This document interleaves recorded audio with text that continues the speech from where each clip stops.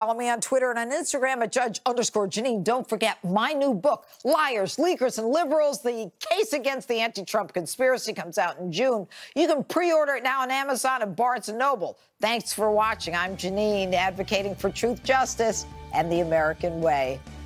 Greg is next.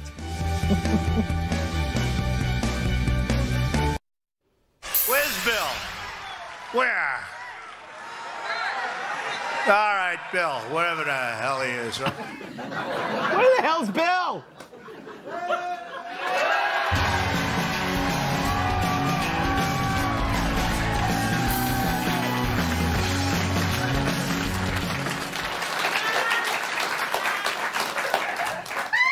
Yes, tonight's the White House Correspondents' Dinner. We aren't showing that crap. I was invited. So was Trump. We both said no. I think Trump said it best. You may have heard I was invited to another event tonight, the White House Correspondents' Dinner. But I'd much rather be in Washington, Michigan than in Washington, D.C. right now. That I can tell you. Very clever. But just in case something happens at the Correspondents' Dinner, we actually have someone here monitoring the event. Stop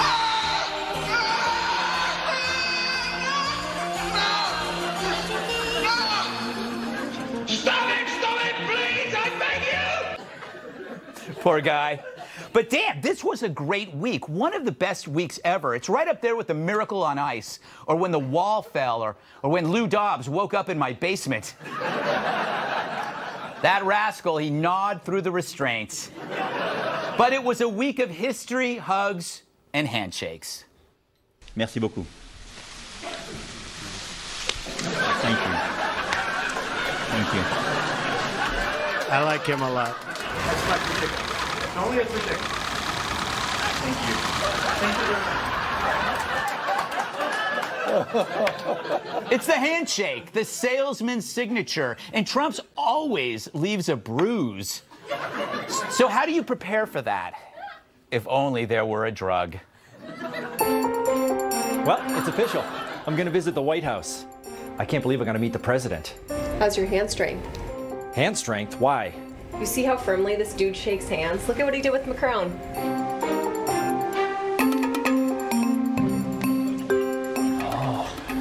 Wow. Yeah, I guess you're right. Sounds like you need a stronger grip. Yeah, but how? It's easy thanks to Preparation Shake. Never heard of it. Preparation Shake is a blend of cortisone and crushed up Himalayan fire ants. Apply 30 times a day for 3 days and watch your hand size and strength increase exponentially. You'll be ready for any handshake, especially with powerful world leaders. Wow, this is the most lotion I've ever had on my hand. I doubt that, cowboy. Well, I can feel it working already. Hey, Tom. Thanks, Preparation Shake. I'm ready for the White House. So try Preparation Shake today. You can go from this to this. Warning, may cause permanent enlargement of skeletal muscle and organ.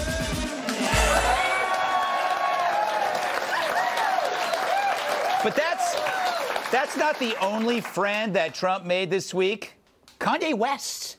Talk about brave. A hip-hop star supporting Trump is like the Pope canonizing Freddy Krueger. How did the sheep react? So now Donald Trump has two black friends. He's got... I hope Ben Carson doesn't get jealous. Like, I don't even know what happened here. I think Kanye West just realized he's too rich to not be Republican. I don't even know what it is. We have the right to independent thought, and I independently think that Kanye has lost his mind. Of course. The memories of grade school. You do something different and the mob descends. Kanye saw this coming, but he did it anyway as an example for others to follow. I mean, I wonder if Kanye gets it. By the way, in all fairness, Kanye West gets it. He got it. You want to find the people scared of this? Find the ones mocking it. And while that's happening, another handshake occurred. These fellas, Kim looking great in a shirt borrowed from Hillary. This is huge. It's true. It's true, Drew. And who got this ball rolling? I think we'll have a meeting over the next 3 or 4 weeks. It's going to be a very important meeting. The denuclearization of the Korean peninsula of North Korea. The denuke. One of the fake news groups this morning, they were saying, what do you think President Trump had to do with it? I'll tell you what. Like, how about everything? So good. So, everyone should be happy, but then being happy means you got to admit that Trump made you happy. Not smiling over this. That's the ultraviolet black light that reveals a childish hate. I wonder what Katie Couric was covering. In this nondescript building, I have an appointment with Harmony, the world's first sex robot. What do you like to do for fun? I like robots, computers, and making new friends. I also love making love to you. Whoa, what? Look, I get it. How many times can we watch the same people being interviewed? James Comey, Stormy Daniels. Leave it to Katie to land an interview with a sex robot. But they ordered a salad for her. What a waste of $18. Speaking of robots, back to that correspondence dinner. What a segue. So this year, who's the MC? Someone from The Daily Show. Who was last year's MC? Someone from The Daily Show. Who will be next year's MC? Someone from The Daily Show. So you can forecast the whole thing. A comic tells a joke you could see a mile away, and the audience will pretend to be shocked. It's as predictable as a question from John Carl. Mr. President, what about Michael Cohen? Are you considering a pardon Thank you for very Michael much. Cohen? Stupid question. So enjoyable. So enjoyable. But this is why Kanye feels so dangerous, and Trump, unlike anything else. And leave it to Trump to once again counter-program with his own rally. What a great comparison to the correspondence dinner. I mean, look at the dinner. It's like a timeshare presentation at a retirement village. And look at the rally. It's Club Med on clothing optional night. One is soul-destroying, but the other's a lot of fun. So this is a new era. It feels like a rip in the universe. Kanye and Trump, Kim and Moon. The media doesn't get it, but you do. Bubbles are bursting and beliefs are upended. If this is what happens after sleeping with a porn star, Period. Thank you.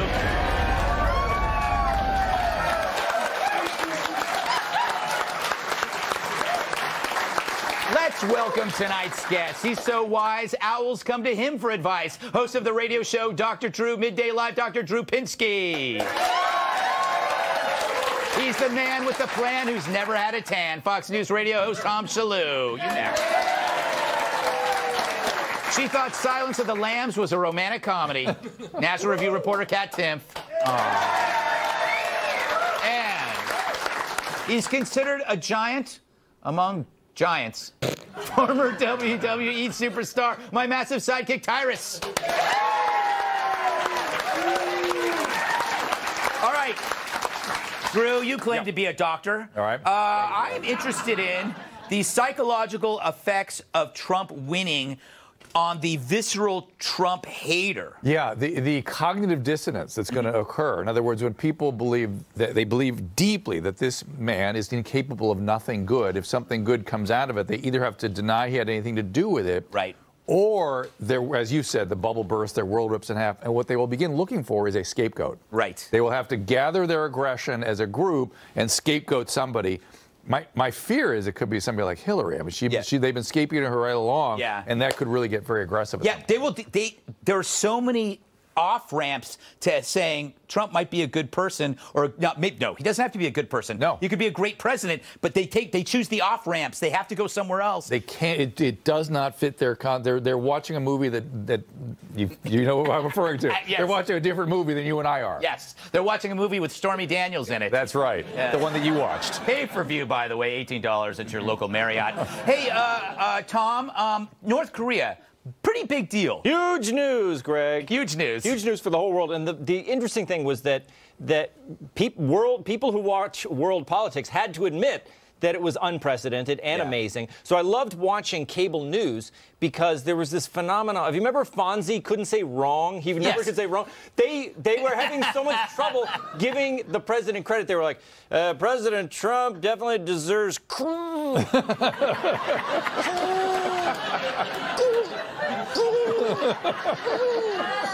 I get it. But it was such an extraordinary thing. It was extraordinary. No, in our lifetime, are you kidding? Did you ever expect this? No. But that's why he does things where he upends the table, then he starts at a negotiating process from chaos, and it tends to work. Kat, I want to ask you about Kanye. He upset a lot of people. Did he upset you? No. No. And all the people getting so upset made me very happy because I got to feel better than them. Yes. Think about it. Think about having the time and energy to actually get this mad over this. You need a life if you have that kind of time and energy. I'm serious. Go home, hug your family, take up fly fishing, do something, because that is very, very pathetic. It is. Although I was very excited by it. So does that mean I need to get a life? Probably. Well, that's neither here nor there. Yeah, that is true. We already knew that. Yes. All right, Tyrus, you have strong feelings. Do you think Kanye did this to promote something? Well, first of all, going back to your point about all this came from sleeping with a porn star. Yeah. We probably all should sleep with porn stars. That was my point. Yes. Yeah. Well, I know you're upset, so I want to get there. Yes. I'm more upset at the narrative. Yeah. That there's this shocking misnomer that a brother, African American, could like Donald Trump, like Kanye was the first one. Like, he was pro-Trump. Great. Yeah. Move on. It's not a big deal. Yeah.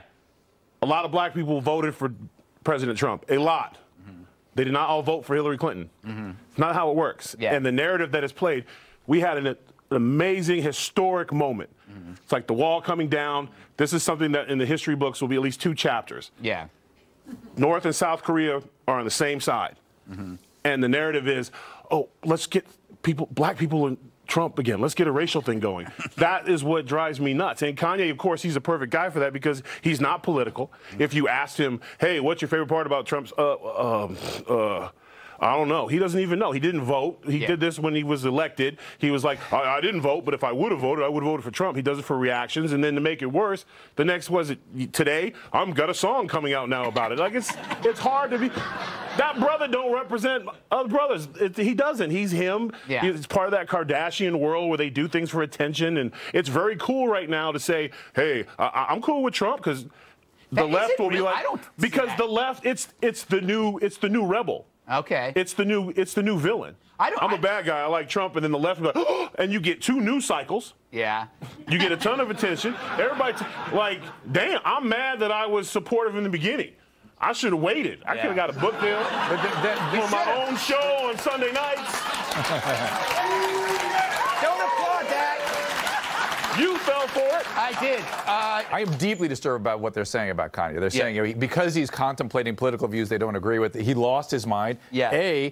He's been public about having had a psychiatric condition, so you're stigmatizing him, A. B, and anybody else that has any kind of psychiatric condition. If you don't agree with their ideas, you have to stigmatize somebody like that. And then number 2, since when is it that changing political views or contemplating political views is a sign and symptom of psychiatric illness? Yeah. Give me a damn break. Yeah, we're pathologizing. They are not even they don't even know what they're doing. That's the problem. They're throwing epithets But we're around talking about Kanye West instead of Kim Jong-un. That's the problem. All right, should I think North Korea. Who gives a damn about a rapper who hasn't had a good album in 2 disagree. years? I think they're both monumental in different ways. One is in our culture, and one is in world geopolitics, and they're both kind of groundbreaking. The geopolitics thing, obviously, is a bigger story. But the fact that Kanye is urging people to step out of the boxes of right and left, anti-Trump, pro-Trump. We are in a society where everybody is being put in buckets or boxes, and he's saying, don't be in a bucket, don't be in a box.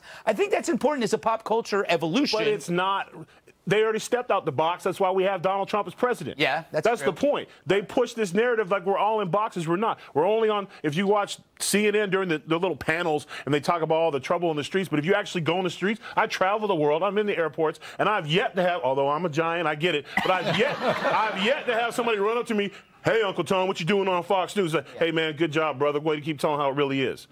That's not the real narrative. It's not exciting or surprising. Brothers like Trump. How many are there? Is there a tribe? Is there a whole bunch of them? Is there more than 5? Yeah. I mean, it's BS. It's not real. We got more to come. I can't believe what President Trump said in Michigan tonight. That's what we call a tease in our business, and I wrote it last Tuesday. I bet you don't know this, but President Trump held a rally in Michigan tonight. And unlike the Correspondents' Dinner, it had a pulse. Russian collusion. Give me a break. What about Kamala? We're going to build the wall. We're getting it. We've already started. I don't know if you see. Governor Jerry Brown. Moonbeam. Moonbeam. We love you, Trump! I love you too. Boom, boom, bing. Is this better than that phony Washington White House correspondence? I could be up there tonight smiling. Oh, man. But Trump doesn't love John Tester. He's the Montana senator who was pushing allegations about Trump's former pick for the VA, Dr. Ronnie Jackson. But they haven't been able to prove some of these allegations. So the president had this to say. Tester started throwing out things that he's heard. Well, I know things about Tester that I could say, too. And if I said them, he'd never be elected again. He's so totally from Queens. Earlier today, Trump tweeted that Tester should resign. I wonder if we need a whole new thinking here. We need a whole new thinking here. We need a whole new thinking. We need a whole new thinking. That's the new motto. Tom, do we need a whole new thinking? We do. Well, he's doing this rally at the same time as that dinner, and we always used to watch that dinner on TV. We didn't want to watch it, but we did anyway. Right. It's super boring, and you know why? Dinner is terrible. It is terrible for the performer. It is. It's terrible. Yeah. I hate performing at dinners. Yes. Stop with the dinner. Tink, tink, tink, tink. Shut up. They miss all the jokes, and you look and you can't make eye contact with anybody. Yeah. It's terrible. They turn their back to you, and they eat their stupid tiramisu. Yeah, tiramisu. Great job. Great job. What's a tiramisu? Soup. It's the cousin of tiramisu. Is it, Dr. Drew, is it the bottom line is Trump is actually more entertaining than the entirety of guests and humorists at the White House Correspondents' Dinner? I mean, think about why we watch it. It's kind of supposed to be a roast, and yet it never ends up being a roast. Yes, yes. You know, get the roasters up there. It's very carefully planned and pre-scripted and everything, so it's like, eh. Yeah, no, it's they tell the joke, you can see it coming, and then they go to pan the audience, and they're all there, oh my word, and they start clutching their pearls. It makes me sick. Yeah, you know, you're onto something, because there's something about that elite attitude that they all have. Like, we're in on the joke. Yeah. Oh, the worst thing, Kat, there are journalists, and then there's celebrities there, and they're all climbing all over each other to try to get a selfie with each other. It's pathetic. But anyway. I think the whole thing's pathetic. I think it's a terrible time. What a bad event. I wasn't invited. So. I did get to watch the rally on TV, though, so I'm going to go ahead and say that one was better. Yeah. I had a better time. Favorite part of the rally? All of it? My favorite part is always when he walks out and he just walks around pacing and clapping. Yes. That's always, I'm going to start entering every room like that. Then maybe next year I'll look important enough to get invited. Well, all right, Tyrus, are you going to say this was a nice rally, or is this just some kind of promotional gimmick? Because I said something bad about your precious Kanye. I'm not your favorite anymore, Kanye is. Yes. Shut up. His rally is his rally. It's his base. And you know what? I do the same thing. Yeah. I don't get invited to parties all the time. I'm like, I'm going to have my own damn party, and it's better because it's my party. And, you know, and if I don't like someone, they can't come in. The correspondence dinner is boring, and it's people telling each other how great they really are. And we have a citizen as the president. Yes. And he'd rather hang with us than them. Mm-hmm. And they, you know, they're still going to talk about him as if he's there or if he cares. But I almost wish he would combine the two. Yeah. Like, have his rally, bus everybody in from different places, give us the front row, put them in the back, and then let him roast them. And I guarantee you they'll leave. I've never been so upset. And they all get the fish. Yeah. We get the steaks, they all get the fish. Let's see what kind of correspondence that. And Tarama sausage for everybody. Tarama sausage. Hashtag Tarama sausage. No, we got to roll. But the point about citizen president, that's the huge thing about Trump is that he's a billionaire, but he's more in common with other people, which is no one's, I think, saw that coming. I don't know. Maybe. No, you're except for me, I saw it coming. I saw it coming, Greg. No, thanks, Tom. Because I got dragon energy. He's not a politician, therefore. Yeah, exactly. All right, James Comey got lost in the woods on his book tour and met a bear. It's like Frost Nixon if Nixon was super boring and fraught. President Trump saying tonight that his meeting with North Korea could happen over the next 3 to 4 weeks. The president making that announcement at a campaign rally in Washington, Michigan. The meeting would be the first between a sitting U.S. president and a North Korean leader. The crowd greeting the president with chants of Nobel, Nobel, Nobel, suggesting he should be awarded a Nobel Peace Prize. Meanwhile, the location of that historic meeting is reportedly down to Mongolia or Singapore. And best-selling author Brad Thor says he may challenge the president in 2020. Thor says he'll run for president if no other conservative steps up. He's been a frequent critic of the president. Thor, who has written 17 novels, made the announcement in a series of tweets. I'm Marianne Rafferty. Now back to the Greg Gutfeld Show.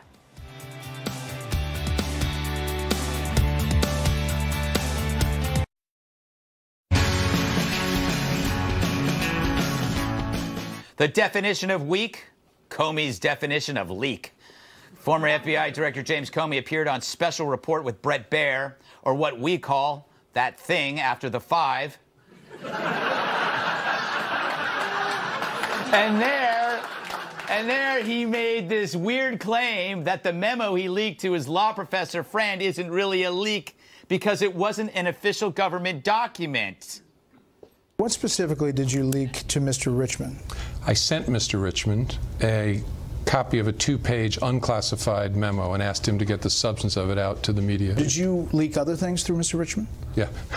I'm smiling, Brad. I don't consider what I did with Mr. Richmond a leak. I told him about an unclassified conversation with the president. You wrote it as an FBI director. It was a work product. No, it was not. It was my personal aide de memoir. I always thought of it as mine, like a diary. Who else did you give, leak, or whatever you want to call it, the memos to? Is what I prefer. We can argue what a leak is, but that's a leak, isn't it? It's not. So because Comey wrote about official stuff in his diary and then relayed it to his buddy, it's not leaking. Then what is it? I mean, who shares stuff from a diary with a buddy? I mean, you're the FBI director, not Carrie from Sex and the City. Anyway, a great interview always reveals contradictions and weak defenses, and Brett did just that. I wish I could get my news from him whenever and wherever I wanted. Sometimes I need the hard news of the day, but other times I just want to cuddle. Why can't I have both? Well, now you can with the new Bret Baier. He's fair and balanced and unafraid to snuggle. Just squeeze his tummy and get informed. The 41st president wants to go to Maine this summer. Bret Baier is there when you start your day. French President Emmanuel Macron and his wife arrived yesterday, attended a dinner at Mount Vernon. And with his signature striped tie, pocket square, and flag pin, Bret Baier fits in with even the most sophisticated crowds. Jeff Sessions will not recuse himself from the investigation into the president's personal attorney, Michael Cohen. And he's there at the end of your day, too. When I get home at night, I just want something to hold that brings me comfort, but I also want the news. At this hour, voters are still casting ballots in Arizona's special election. Thanks, Brett Baer. And don't forget, Brett Baer can help you nail a job interview. I don't know if you're a match for this company. Rough day on Wall Street. The S&P 500 lost 36. The Nasdaq finished down 121. How about now? You're hired. I know. So get your Brett Baer today. I'm Brett Baer in Washington, and I'll see you later. That is Brett Baer. Cyrus, the more Comey talks, the worse he sounds. I got to agree with you on this one, tall guy. He, if it's not a leak, what is it? Yeah. You know, it's like when I was a child, you lied. No, it wasn't a lie. I just didn't tell the truth. Still a lie. No, it's different. Like, well, what is it? The next, and that was a great interview. But the only question, well, what would you call it then? Yeah. And then hit a meek. Yeah. Or a sneak. Yeah, it's a sneak. It's like a secret.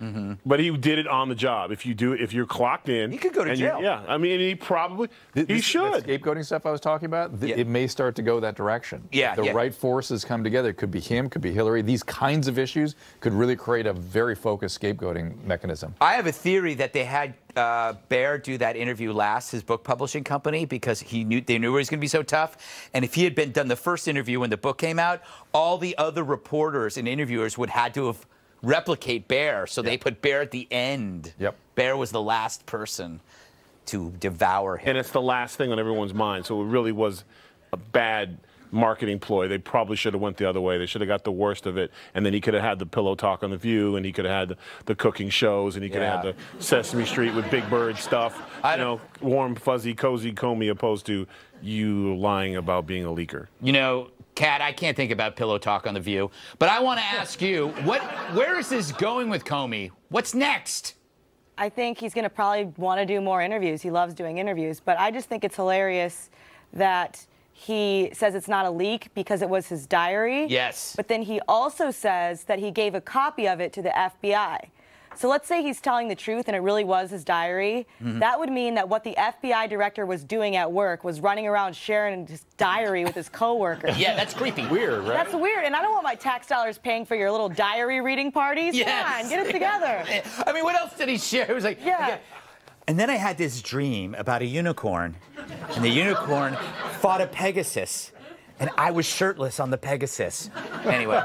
Waste of time. Gutfeld monologues. How did this end up here? Do they know, did he have a protracted diary, or was this just that day when he was concerned that he could be called on the carpet and wrote some notes down? Suddenly he had a diary, but he didn't have a diary the day before. I think he has diarrhea of the mouth, Tom.